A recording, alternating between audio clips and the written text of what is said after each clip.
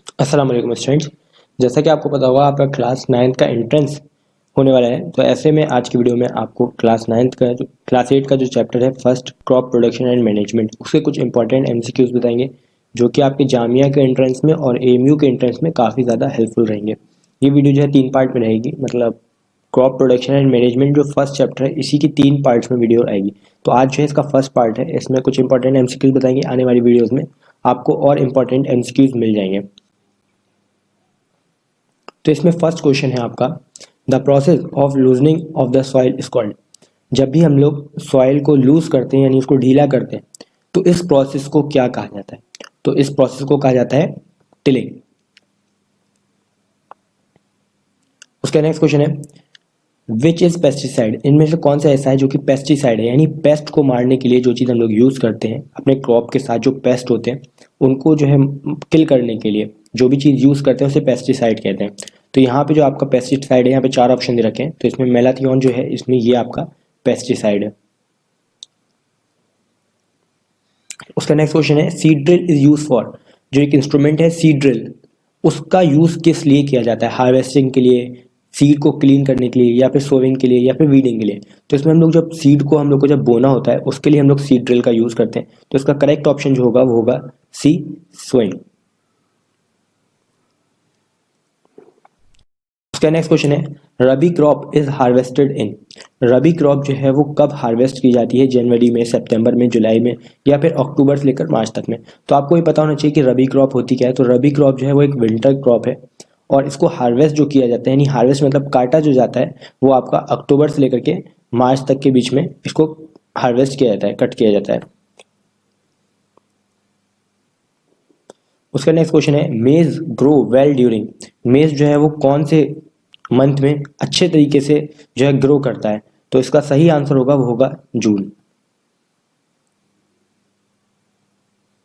उसका next question है, the agriculture instrument use for removal of weed is. Crop के साथ जो वीड साथ में जो है ग्रो करती है उसको रिमूव करने के लिए, क्रॉप से अलग करने के लिए कौन सा इंस्ट्रूमेंट यूज किया जाता है? सिकल, खुरपी, सीड ड्रिल, या फिर प्लॉ। तो इसका जो सही आंसर है वो है आपका बी, खुरपी। Transplantation of seedling is done in. यहाँ पे कुछ 4 तरह की क्रॉप दे रखी हैं आपको। सबसे पहले कॉफी, कोकोआ, राइस, मैंगो।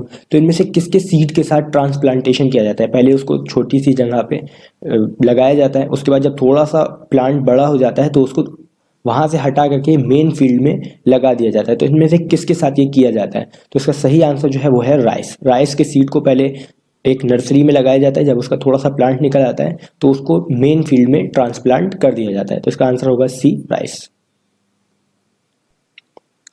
उसका नेक्स्ट क्वेश्चन है, कंपोस्ट इज कंपोस्ट जो है वो क्या है? मैन्योर है, फर्टिलाइजर है, पेस्टिसाइड है, वीडिसाइड है। तो मैन्योर जो है, इसमें कंपोस्ट जो है वो आपका एक मैन्योर है, यानी नेचुरल खाद है।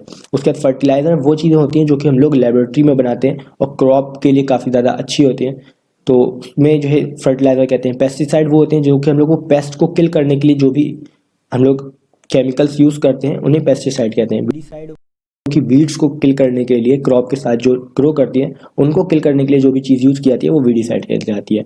तो इसका सही आंसर जो होगा वो कंपोस्ट इज कंपोस्ट जो है वो आपका एक मैन्योर है।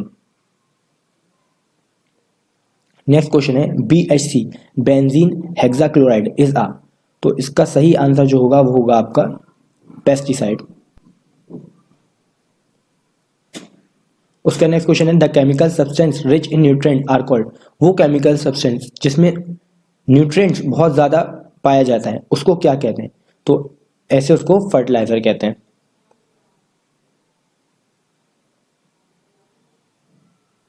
उसका नेक्स्ट क्वेश्चन है, the process of separation of grain from chaff after harvesting is known as. जब हम लोग क्रॉप को हार्वेस्ट कर लेते हैं यानी कट कर लेते हैं, उसके बाद ग्रेन से चॉफ को अलग करने के लिए जो प्रोसेस यूज किया जाता है उसे क्या कहते हैं? तो इस प्रोसेस को कहते हैं threshing. The soil matter form by decaying organic matter.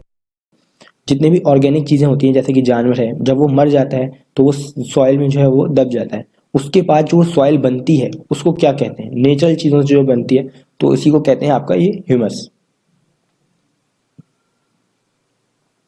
Supply of water to crop at appropriate interval is called.